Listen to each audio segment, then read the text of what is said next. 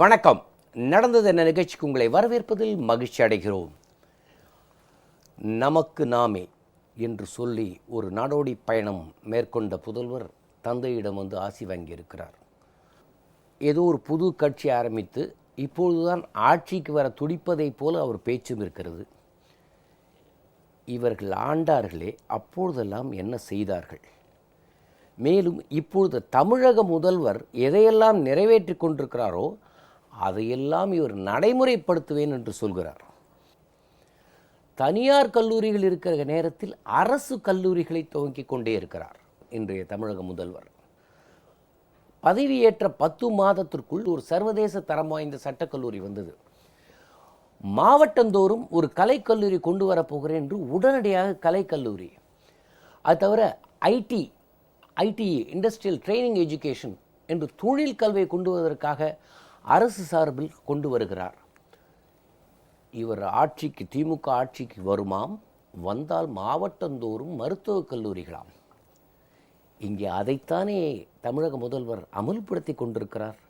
இவர் என்னவெல்லாம் செய்து கொண்டிருக்கிறாரோ அதை இனிமேல் செய்ய போகிறேன் என்று சொல்லி மக்களை ஏமாற்றி கொண்டிருக்கிறார் ஸ்டாலின் அவர்கள். அடுத்தது, இவர்கள் ஆட்சிக்கு வந்தால் முதல் கையெழுத்து மது விலக்கம். முதலில் அத்தைக்கு மீசை முளைத்தால் தானே சித்தப்பா, ஆட்சிக்கு வருவது இருக்கட்டும். தமிழ்நாட்டில் இவர்கள் 71 கொண்டு வந்தபோது 29/6/71 அன்று இவருடைய தந்தையார் முதல்வராக இருந்தபோது என்னவெல்லாம் பேசினார்கள் என்கிற குறிப்பு இருக்கிறது. லோக் ஆயுக்தா கொண்டு வருவாராம். சென்ற முறை மைனாரிட்டி அரசை வைத்து கொண்டிருந்தீர்கள். நீங்கள் சொன்னதற்கெல்லாம் உங்கள் கூட்டணி கட்சிகள் தலையசைத்து கொண்டு தான் இருந்தது. அப்பொழுது கொண்டு வராதெல்லாம் இனிமேல் நீங்கள் கொண்டு வரப்பாக சொன்னால் மக்கள் நம்ப தயாராக இருக்கிறார்களா? மக்கள் நலத்திட்டங்களை தமிழக முதல்வர் அமல்படுத்தி கொண்டே இருக்கிறார். மக்கள் அவர் பக்கம் நிற்கிறார். ஊர் ஊராக போய் தன் கட்சிக்காரர் ஒரு 100 பேரை வைத்து கொண்டு ஒரு நாடகம் ஆடிவிட்டு வந்திருக்கிறாரே, இவர்கள் மக்கள் நம்புவார்களா?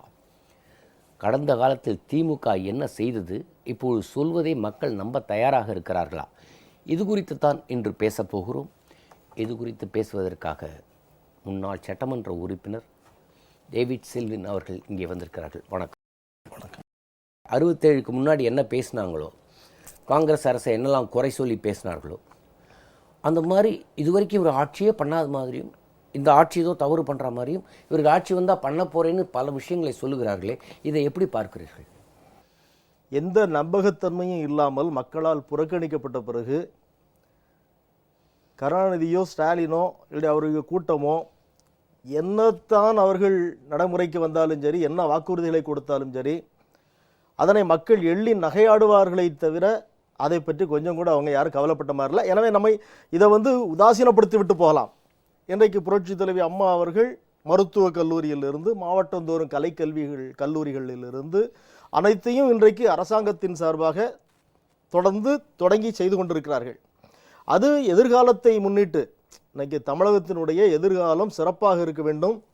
நம்முடைய தமிழ் குழந்தைகள், நம்முடைய தமிழர்களுடைய வாழ்வு, அதனுடைய எதிர்காலம், அதை பற்றி ஒரு தொலைதூர எண்ணத்தோடு இன்றைக்கு புரட்சி தலைவி அம்மா அவர்கள் ஒவ்வொரு திட்டங்களையும் அப்படியே நினைத்து நினைத்து நினைத்து மடிக்கணினி யாரும் நினைத்து பார்க்க முடியாத ஒன்று.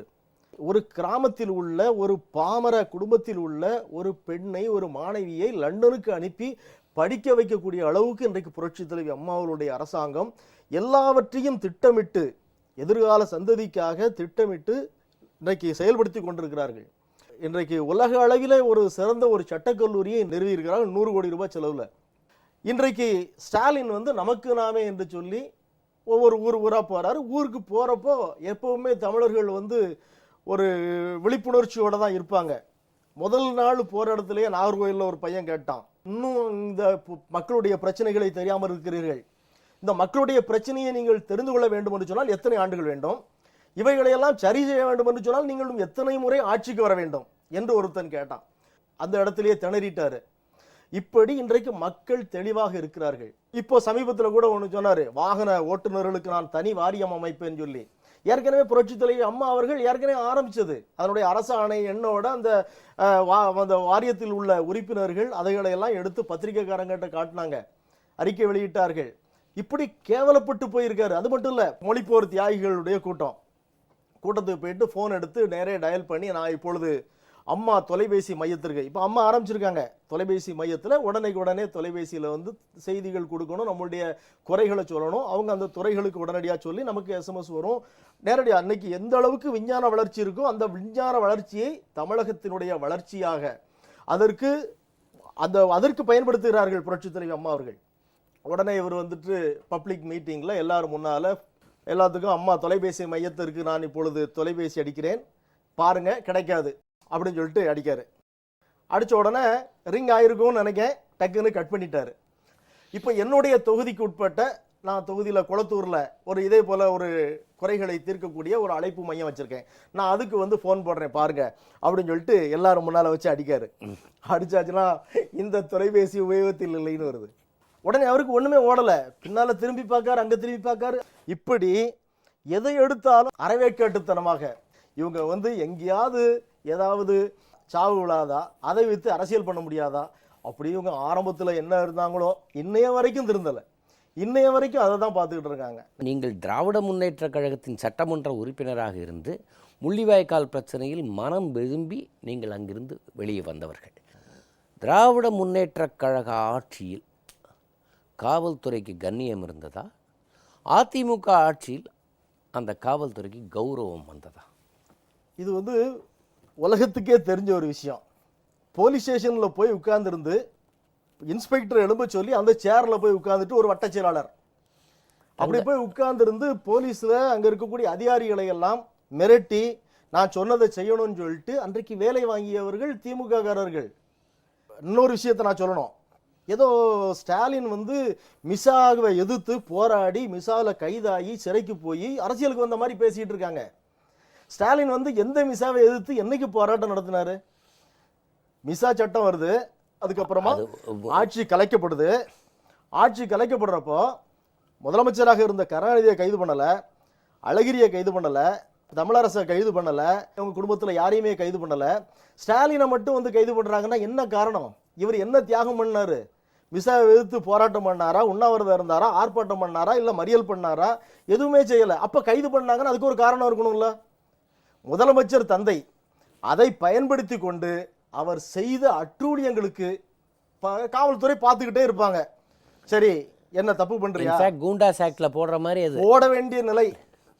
அன்னைக்கு வந்த உடனே போயிட்டு ஸ்டாலினை தேடி போறாங்க, பிடிச்சு கொண்டு போய் உள்ள கூட்டிட்டு போறாங்க. அப்போ வந்து சரி அடிச்சு ஒன்று இவரை தாக்க வேண்டும் என்று நினைச்சா அன்னைக்கு வந்து சிறைச்சாலையில் போய் யாரோ சிட்டி பாப்போ யாரோ போய் குறுக்க விழுந்து தடுக்கலாம் முடியாது. சிறைச்சாலையில் கிட்டத்தட்ட நானும் அரசியல் கைதாக பல நாட்கள் இருந்திருக்கேன். ஒவ்வொன்றும் தனித்தனி செல் இருக்கும். அந்த செல்லில் எல்லாரையும் அடைச்சிட்டு ஸ்டாலினை மட்டும் கொண்டு போய் வச்சுட்டு காணிவாடரை வச்சு அடிக்கணும்னு அடிக்கலாம். எதுவுமே செய்யலை. அவங்க செஞ்ச தப்புக்கு கூட அவங்க தண்டனை கொடுக்கல. இவ்வளவுதான் நடந்தது. இதை பெருசாக பில்டப் பண்ணி இன்றைக்கும் என்னுடைய கையில் தழும்பு இருக்கு, காலில் தழும்பு இருக்கு, என்ன தழும்பு வந்தது. எனவே மிசாவை பொறுத்த வரைக்கும் ஸ்டாலினுடைய தியாகத்துக்கோ, ஸ்டாலினை வந்து மிசால அப்போ நீங்கள் வந்து தப்பு பண்ணி ஜெயிலுக்கு போகிறவங்களெல்லாம் நீங்கள் வந்து தியாகிகளாக ஏற்றுக்கிடுவீங்களா? அப்படிதான், அதுதான் தியாகமா? இவர் வந்து தியாகம் பண்ணி இல்லைன்னா போராட்டம் பண்ணி மறியல் பண்ணி ஆர்ப்பாட்டம் பண்ணி சிறைக்கு சென்றாரா? இல்லை என்று சொன்னால் அதனுடைய பழைய வரலாறை எடுத்து சொல்லுங்க எங்களுக்கு. இல்லைன்னா நீங்கள் பாட்டுக்கு எடுத்த உடனே ஸ்டாலின் வந்து மிசாவை எதிர்த்து அங்கே போய் சிறையில் இருந்தார், அங்கே உடைய அரசியல் வாழ்க்கையை தொடங்கினாரு, எப்படி நீங்கள் எத்தனை நாளைக்கு சொல்லுவீங்க? யாரை ஏமாத்துறதுக்கு? இவர்கள் தமிழகத்தை இருளடைய செய்துவிட்டு போனதை மக்கள் இன்னும் மறக்கவில்லை. இப்பொழுது நாம் உங்களோட பேசி கொண்டிருக்கும் பொழுதே ஒரு குறுந்தகவல் என்னவென்றால், there has been a massive number of solar plants getting commissioned in the last 2 months. About 508 megawatts for 60 projects have been linked to the grid. Actually, 20 thermal cogeneration projects adding up to 4,000 plus mega units have been commissioned in Tamil Nadu in the last 5 to 7 months. எப்பொழுதெல்லாம் திராவிட முன்னேற்றக் கழகம் ஆட்சியில் இருந்து போகிறதோ அடுத்து வருகிற ஆட்சிக்கு அவர்கள் கஜானாவை காலி செய்துவிட்டு போவார்கள். நிர்வாகத்தை நிர்மூலப்படுத்தி செதறையடைத்து செய்வ, இதையெல்லாம் சரி செய்யவே 2011 அதிமுக ஆட்சிக்கு வந்தபோது இருளடைந்த தமிழகம், கண்டிப்பாக இன்றைக்கு மின் மிகை தமிழகம்.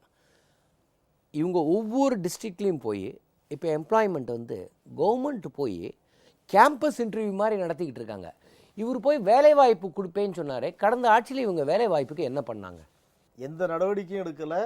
எந்த விதமான வேலை வாய்ப்புகளை உருவாக்குவதிலோ எதுலையுமே அவருடைய கவனங்கள் இல்லை. அவங்க பாக்கெட் மணியை வச்சு அவங்களுடைய பேரப்பிள்ளைகள் நல்லா சினிமா எடுத்தாங்க. இவர் பாசத்தலைவருக்கு பாராட்டு விழான்னு சொல்லி நல்லா போய் அப்பப்போ ஒரு மாசத்துல ஒரு பாராட்டு விழா நடக்கும்.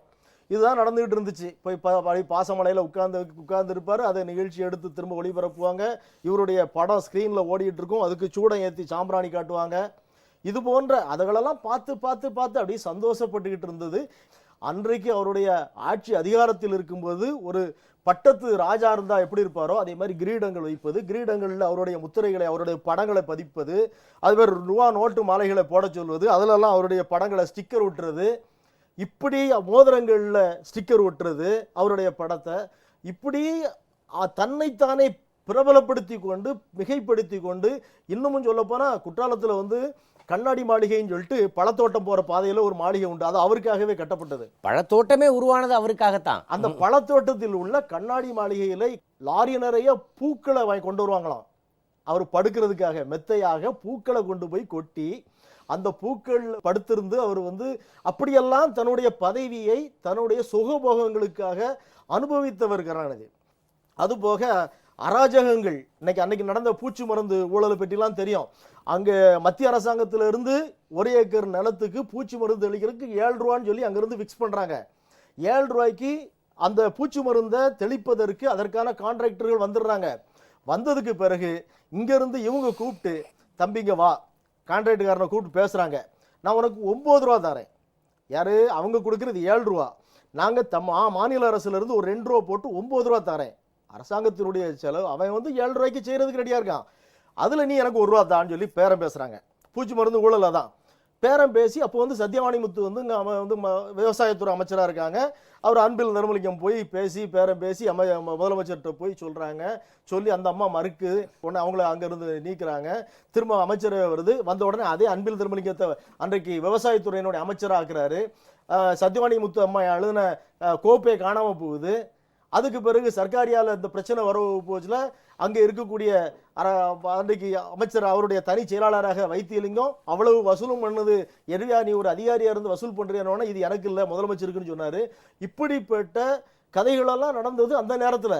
ஒரு அரசாங்கத்தினுடைய அதிகாரியை தன்னுடைய பணத்தை வரவு வைப்பதற்கு வசூல் செய்வதற்கு பயன்படுத்தி முதலாக ஒரு கேட்டை இந்த தமிழகத்திலே விதைத்தவர் கருணாநிதி. 71 மதுவிலக்கு அன்னைக்கு வந்து தளர்த்துறாரு. கொட்டுகின்ற மழையில மூதறிஞர் ராஜாஜி போய், ஐயா இதை மட்டும் பண்ணிடாத, ஏன்னா அவரு மக்கள் குடிச்சு மாண்டு போக கூடாதுன்னு சொல்லிட்டு மூதறிஞர் ராஜாஜி நினைச்சாரு. அவரோட வரலாறை பார்த்தாக்கா வெள்ளக்காரங்க காலத்துல இருந்து போராடிட்டு இந்த இடத்தில் நான் உங்களுக்கு ஒரு முக்கியமான விஷயத்தை சொல்ல வேண்டும். இது கருணாநிதி குடும்பத்திலிருந்து போடப்பட்ட சட்டமன்ற உரைகள். 29/3/1971 இவர் சட்டமன்றத்தில் பேசியது. மதுவிலக்கை கொண்டு வரும்பொழுது ராஜாஜி சொன்னார் என்பது எல்லாம் தெரியும். சட்டமன்றத்தில் பதிவாகி அவர் குடும்பத்தினரே அதை புத்தகமாக போட்டதிலிருந்து சில முக்கியமான விஷயங்களை உங்களுக்கும் சொல்ல வேண்டிய கட்டாயம் எனக்கு இருக்கிறது. அமெரிக்க நாட்டில் 1919 ஜனவரி திங்கள் 16 அரசியல் சட்டத்தை திருத்தி மதுவிலக்கு அமலுக்கு கொண்டு வந்தார்கள். 14 ஆண்டு காலம் அமுல்பட்டதில் கடைசியாக குற்றங்கள் அதிகமாகின. 1932 பிப்ரவரி திங்கள் 20 மதுவிலக்கு சட்டம் அமெரிக்காவில் ரத்தாச்சாம். ஃபின்லாந்து நாட்டில் 1907 மதுவிலக்கு சட்டம் கொண்டு வரப்பட்டு 31 அந்த சட்டத்தை பயனை ஆராய ஒரு குழு அமைக்கப்பட்டு 32 அந்த நாட்டில் மதுவிலக்கு சட்டம் எடுக்கப்பட்டு விட்டது. நார்வேயில் 19 மதுவிலக்கை கொண்டு வந்தது, 27 ரத்து செய்யப்பட்டது. சரி, நார்வே, ஃபின்லாந்து அமெரிக்காவில் தெரிந்த நாடுகள். தெரியாத ஒரு நாட்டை நியூ ஃபவுண்ட் லேண்ட் 1915 மதுவிலக்கு அமல் செய்தாங்களாம். 24 ரத்து பண்ணினாங்களாம். அதுக்கப்புறம் துருக்கி, சிரியா, ஈராக், ஈரான், எகிப்து, பாகிஸ்தான், மலேசியா, இந்தோனேஷியா ஆகிய முஸ்லீம் நாடுகளில் சட்டப்பூர்வமாக மதுவிலக்கை அமுல்படுத்தவில்லை.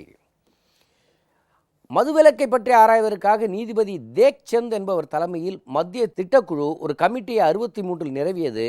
56 நாடாளுமன்றத்தில் அது தீர்மானமாக நிறைவேற்றப்பட்டது. ஆனால் கொண்டு வர முடியவில்லை. இதெல்லாம் அவர் பேசினது. அதற்கு என்னெல்லாம் காரணம் என்று சொன்னால், அந்த கமிட்டி சொன்னதில் முக்கியமான சிபாரிசு காது மருந்துகளில் ஆல்கஹால் இருக்கிறது. ஒரு மாநிலத்தை மாத்திரம் ஆயிரக்கணக்கான பவுண்டுகள் அந்த மருந்து செலவாதாக தெரிகிறதுன்னு. அப்புறம் ட்ரக்ஸ் ஆக்டில் திருத்தம் கொண்டு வரணும், அதில் ஆல்கஹால் இருக்குன்றாரு. அப்புறம் இவர் சொல்கிற ஒரு முக்கியமான விஷயம், அன்னைக்கு ஏன் கொண்டு வர முடியாது, அண்ணாவின் கொள்கைகளை கைவிட்டதுன்னு சொன்னப்போ யார், பொன்னப்ப நாடார், அன்றைய சுதந்திரா கட்சியில் இருந்த டாக்டர் ஹெச்வி ஹண்டே இவர்களெல்லாம் பேசுவதற்கு இவர் சொல்லுகிற காரணம், கடைசி பகுதியை ட்ராஜடி என்கிறார்கள். மதுவிலக்கு அமுல் இருந்தபோது எவ்வளவு ட்ராஜடிகள் நடந்திருக்கிறது. சென்னையில் 7/8/1967 அன்று வார்னிஷ் குடித்து 113 பேர் மருத்துவமனையில் சேர்க்கப்பட்டு 54 பேர் இறந்தார்கள். காஞ்சிபுரத்தில் 145 பேர் வார்னிஷ் சாப்பிட்டு மருத்துவமனையில் 24 பேர் இறந்தார்கள். செங்கல்பட்டில் 150 மருத்துவத்தில் சேர்க்கப்பட்டு 14 பேர் இறந்தார்கள். வாலாஜாபாத்தில் 84 பேர் சேர்க்கப்பட்டு 14 பேர். இந்த ட்ராஜடியை நிறுத்தத்தான், இந்த ட்ராஜடி என்றால் நான் இது ட்ராஜடி என்பதை உள்ளபடியே ஏற்றுக்கொள்கிறேன். மதுவிலக்கு தோல்வியுற்று விட்டது, அந்த சட்டம் இங்கே வெற்றிகரமாக நடைபெற முடியவில்லை என்பதை முன்னிருந்த அமைச்சர்கள் ஏற்றுக்கொள்ள மறுத்தார்கள். நாங்கள் அதை தாராளமாக ஒத்துக்கொள்கிறோம்னு சட்டமன்றத்தில் படித்து சொன்னார். இது பிள்ளைக்கு தெரியாதா? அப்பாவோட எதுவுமே படிக்க மாட்டாரா? இல்லை, அது கூடவே புள்ள முதல் கையெழுத்துன்றார், அப்பாவும் சொல்கிறாரு. போன வாட்டி சட்டமன்றத்தில் என்ன பதில் சொன்னார் மதுவிலக்கு? 1971 பல தலைமுறைகள் பார்க்காத மதுவை அறிமுகப்படுத்தியது கருணாநிதி. அது மட்டும் இல்லாமல் சார், அதுக்கு திரும்ப காரணம் அவருடைய ஸ்பீச்சில் பார்த்தீங்கன்னா கிட்டத்தட்ட 15 பக்கம் அவருடைய அந்த புஸ்தகத்தில் இந்த மதுவிலக்கு ஏன் நான் கொண்டு வரேன், நான் சுருக்கமாக சொன்னேன். 15 பக்கம் இவர் பேசியிருக்கிறார் சட்டமன்றத்தில். எந்தெந்த நாட்டெல்லாம் சொல்லியிருக்காரு, இஸ்லாமிய நாடுகளிலே பண்ண முடியாதுங்கிறாரு. சரி, போன வாட்டிக்க நான் கொண்டு வருவேன்னு சொன்னார்ல, அப்போ என்ன ஆச்சு இவருக்கு? 1996 நான் மதுவிலக்கு கொண்டு வருவேன்னு சொல்லிட்டு ஆட்சிக்கு வராரு. அதாவது ஆட்சிக்கு வருவதற்காக சொல்லக்கூடிய வார்த்தை, நீங்கள் கருணாநிதி அவர்கள் சொல்லக்கூடிய வார்த்தைகளை எல்லாம் ரொம்ப சீரியஸாக எடுத்துவிடக்கூடாது. நமக்கு நாமங்கிறது ஒரு ட்ராமா. அதில் வசனங்கள், சபரீசன் எழுதி கொடுக்கக்கூடிய வசனங்களை அவர் பேசிவிட்டு போகிறாரு. அவர் நிற்கிறதுக்கு, நடப்பதற்கு, பேசுவதற்கு, நின்று போஸ் கொடுப்பதற்கு அத்தனைக்கும் அவருக்கு முன்னூட்டியே பணிக்கப்பட்டிருக்கிறார். எனவே அவர் ஒரு நடிகராக அங்கேருந்து ஆரல்வாய் மொழியிலேருந்து இங்கே டீனர் வரைக்கும் அவர் எல்லா இடங்கள்லையும் போய் நடிச்சுட்டு வந்திருக்காரு. அதுக்கப்புறம் அதனுடைய நடிக்காரு இப்படி தான் செய்கிறாங்க அப்படிங்கிறத இன்றைக்கி பப்ளிக்கில் எல்லா மக்கள், சாதாரண மக்கள் பேசுகிறாங்க. ஏன்னு சொன்னால் ஒரு கார்பெட் விரித்து அந்த இடத்துல ஒரு கைத்து கட்டலை போட்டுட்டு உட்கார்ந்துருந்து பஞ்சாயத்து பண்ணுறாரு. அது போக நல்ல பட்டு சேலைகளோட விவசாயிகள்லாம் போய் நிற்காங்க. அங்கே போய் ஒரு விவசாயம் பண்ணுறாரு. அங்கே ஐடி ஸ்டூடெண்ட்ஸு அங்கே உள்ள போய் அவர் பெரிய ஐடியில் ஒரு பெரிய ஏதோ அனுபவம் தெரிந்தவர் போல், அங்கே ஓனர் போல் அங்கே போய் உட்கார்ந்துருந்து பேசிட்டு வர்றாரு. இப்படி பலதரப்பட்ட மக்களையும் இப்படிலாம் போனால் வேஷங்கள் போட்டு கட்டி திரிந்தால் மக்கள் நம்பி விடுவார்கள் என்று சொல்லி அவர் போகிறாரு. மறுபடியும் கருணாநிதி அவர்கள் சொல்கிறது ஆட்சிக்கு வந்தால் திரும்ப செய்யணுங்கிறது இல்லை, மக்கள் மறந்து போவாங்க, எப்படியாவது ஆட்சிக்கு வரணும், அது ஒன்றுன்னு தான் அவங்களுடைய குறிக்கோள். இதுக்கு காரணம் 1996 இதே மாதிரி நான் மதுவிலக்கை கொண்டு வருவேன்னு சொல்லி பெரிய அளவில் தீர்மானம் போட்டு பெரிய அளவில் பரப்புரைகள்லாம் செஞ்சாங்க. பிறகு 96 ஆட்சிக்கு வந்தாங்க. ஆட்சி வந்ததுக்கு பிறகு மதுவிலக்கை பற்றி என்னைக்காவது ஒரு நாள் பேசியிருப்பாங்களா, இல்லை அதற்காக முயற்சிகளில் ஈடுபட்டிருப்பாங்களா? எதுவுமே செய்யலை.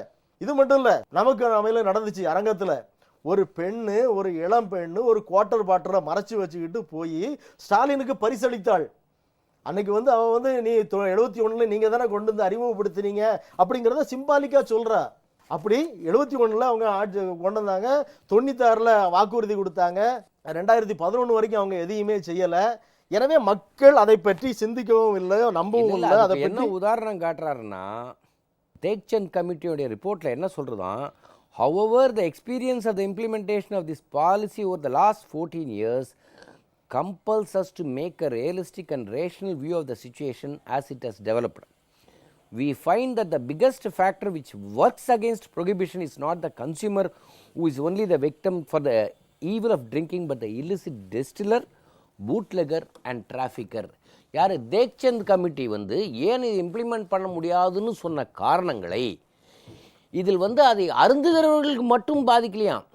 இதனால் இது யாரெல்லாம் கள்ளச்சாராயம் விற்கிறவன், ஸ்பிரிட் விற்கிறவன் எல்லாம் சொல்லி திராவிட முன்னேற்ற கழகம் சென்ற ஆட்சியில் நடத்திய கூத்துக்களை, எல்லா தொழிலையும் அவர்கள் கைப்பற்ற நினைத்ததை, திரைப்படத்துறையினர் தலையே தூக்க முடியாத அளவுக்கு பண்ண அட்ராசிட்டி, யாரும் சேனல் நடத்த முடியாது, நியூஸ் நடத்த முடியாது, எல்லா இடத்துலையும் மிரட்டல். இதெல்லாம் மக்கள் மறந்துட்டாங்கன்னு கருணாநிதி நினைக்கிறாரா? மக்களுடைய மறதி தான் அவங்களுடைய மூலதனமே மக்களுடைய மறதி தான். இப்போ இல்லைன்னு சொன்னால் நாங்கள் அன்னைக்கு வந்து இப்போ நாங்கள் வந்து மிசாவை எதிர்த்தோம், அதனால் ஆட்சியை கலைச்சிட்டாங்க இப்படி சொல்லி திரும்ப போய் மக்கள்கிட்ட சொல்ல முடியுமா? இப்போ அன்னைக்கு 74க்கு பிறகு கள்ளச்சாராயம், திமுகவினுடைய அத்தனை தலைவர்களும் கள்ளச்சாராயத்தை பண்ணாங்க. யாரும் போய் தட்டி கேட்க முடியாது, போலீஸ் ஸ்டேஷனில் வந்து யாராவது பேசவே முடியாது. அப்படிப்பட்ட சூழ்நிலையில் அந்த ஆட்சி கலைக்கப்படுது. நீங்கள் இன்னொன்று பார்க்கணும், இன்றைக்கு வந்து இந்தியா முழுக்க அந்த மிசா சட்டத்தை கொண்டு வந்ததற்கு பிறகு நடந்த 77 தேர்தலில் காங்கிரஸ் கட்சி படுதோல்வி அடைஞ்சிச்சு. தமிழ்நாட்டில் மட்டும்தான் ஜனதா வர முடியல. ஆமாம்.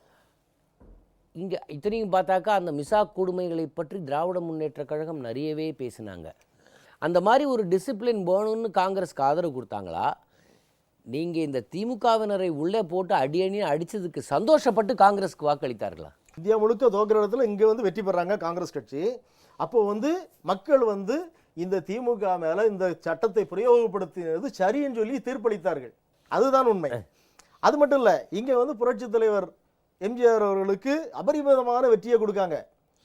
தமிழகத்தை பொறுத்த வரைக்கும் இன்றைக்கு வந்து அவர் மேலே என்ன வந்திருக்கணும், மிசா சட்டத்தை எதிர்த்தாருங்கிறதுக்காக அவர் மேலே ஒரு அனுதாபம் வந்திருக்கணும். எத்தனையோ திமுக தலைவர்கள் பிறகு வந்து அமைச்சர்களெல்லாம் இருந்தாங்க, அவங்களுடைய தலையில் சாராய பானையை வச்சு லீடிங் செயின் போட்டு போலீஸ்காரங்க ரோட்டில் எடுத்துகிட்டு போனாங்க. அப்படிப்பட்ட சூழ்நிலைகள்லாம் தமிழ்நாட்டில் நடந்துச்சு. உடனே இவர்கள் வந்து நல்லதை செய்து, மக்களுக்கு நல்லதை செய்து ஒரு மிசா சட்டத்தின் மூலமாக இவர்களை கொடுமைப்படுத்தி இருந்தால் இது வந்து அவங்களுக்கு அனுதாபமாக மாறியிருக்கும். அடுத்த தேர்தலில் அவங்க பெரிய அளவில் ஜெயிச்சிருப்பாங்க. ஆனால் அப்படி அடுத்த தேர்தலில் படுதோல்வி அடைகிறாங்க. 2006 to 2011 தமிழ்நாட்டை இருட்டு காடாக்கி 10 மணி நேரம் மின்வெட்டை கொண்டு வந்து பாசமிகு தலைவனுக்கு பாராட்டு விழா நடத்தி காவேரி பிரச்சனையை விட்டு கொடுத்து, முல்லை பெரியாரை விட்டு கொடுத்து, முள்ளிவாய்க்காலில் தமிழனை கொத்து கொத்தாக குன்ற போது வேடிக்கை பார்த்ததெல்லாம் தமிழ்நாட்டு மக்கள் மறந்து மறுபடியும் இவங்களுக்கு ஆட்சி கொண்டு வருவாங்கன்னு நினைக்கிறீங்க? அருநாள திசையெல்லாம் அங்கெல்லாம் இங்கெல்லாம் கருகி உழைத்து வளம் கனிவித்த உயர்தமிழன் எருவாகி பிறன் வாழ்வை எழிலாக்கி தாய் மனை வாய்ந்தான் பெருமனத்தால் கெட்ட பேயனுக்கு பேர் தமிழன் சொல்லிட்டு ஒரு கவிஞன் சொன்னான். அப்படி பேயனாக நினைத்து கொண்டிருக்கிறார்கள் தன்னுடைய இனத்தை அழித்தவனை. இன்றைக்கு முள்ளிவாய்க்காலில் கொத்து கொத்தாக இந்த இனத்தை அழித்து நாசப்படுத்தியவருக்கு கண்டிப்பாக அப்படிப்பட்ட துரோகிகளுக்கு எதிர்காலத்திலே தமிழகத்திலே ஆட்சி பொறுப்பு மட்டுமல்ல அரசியலிலே இடம் இருக்காது, அவருடைய குலத்துக்கே இருக்காது என்பது மட்டும் தமிழக மக்கள் 2016 எழுதக்கூடிய தீர்ப்பில் அதனை நீங்கள் பார்க்கலாம். எம்ஜிஆர் அவர்கள் 10 கோடியை அள்ளி கொடுத்த நேரத்தில், ஈழத்தமிழர்களுக்காக கொடுத்த நேரத்தில் நான் இவர் ஆட்சியில் கிடையாது. அப்போ நினைச்சேன், ஒருவேளை இவர் இருந்தாரா, எம்ஜிஆரே இவ்வளவு செய்கிறாரு, அப்போ இவர் இருந்திருந்தாருன்னா என்னவோ நடந்திருக்குமோன்னு சொல்லிட்டு நாங்களெல்லாம் நினைத்து கொண்டிருந்தோம் அவர் பதவியில் இல்லாத காரணத்தால். ஆனால் 2009 தான் இவருடைய சரக்கு தெரிஞ்சிச்சு.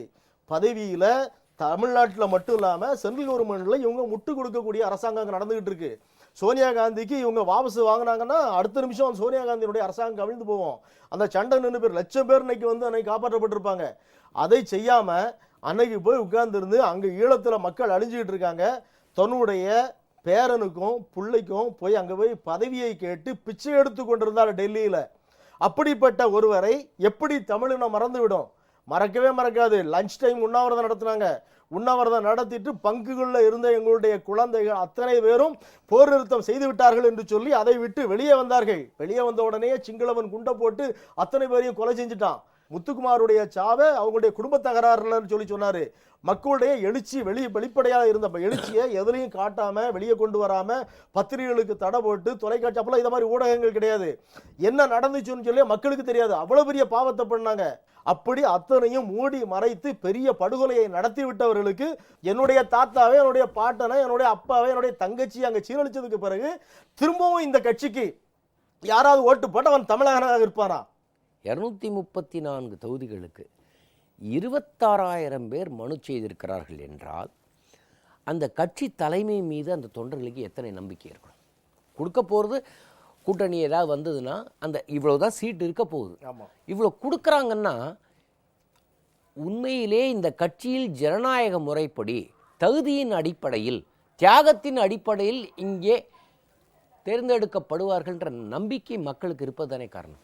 ஏப்பா தொண்டர்கள்லாம் அதில் பணம் செலுத்தின அத்தனை பேரும் எனக்கு தான் கிடைக்கும் எனக்கு தான் கிடைக்கும்னு சொல்லிட்டு அத்தனை சந்தோஷமா இருக்காங்க. அப்படி நம்புறாங்க புரட்சி தலைவி அம்மா அவர்களை, அவர்களுடைய தேர்வை அவங்க வந்து சாதாரண ஒரு கிளை செயலாளருக்கும் கிடைக்கும் அப்படிங்கிற நம்பிக்கை இருக்கு. ஜனநாயகத்தின் மேல இன்றைக்கு புரட்சி இங்க இருக்கக்கூடிய தொண்டர்கள் அத்தனை பேருக்கும் அத்தனை பெரிய ஒரு நம்பிக்கையை உண்டாக்கி இருக்காங்க புரட்சி தலைவி அம்மா அவர்கள். மக்களுக்கு அன்றாடம் என்ன தேவை? இன்னைக்கு எந்த குடும்பத்திலும், ஏழை குடும்பத்தில் கல்யாணத்துக்கு கவலைப்பட வேண்டாம்னு ஒரு இருக்காங்க. கிராமப்புறங்களில் பெண்கள் பொருளாதார ரீதியில் அவர்களுக்கு ஒரு சுய சார்பு தன்மையை உருவாக்கி இருக்கிறார்கள். இதையெல்லாம் நேருக்கு சொல்ல வேண்டும் என்பதற்காக உங்களை அழைத்தோம். உங்கள் நேரத்தை எங்களோடு பகிர்ந்து கொண்டதற்காக மிக்க நன்றி. வணக்கம். வணக்கம். நேயர்களே, மீண்டும் நடந்தது என்ற நிகழ்ச்சியில் நாம் சந்திப்போம்.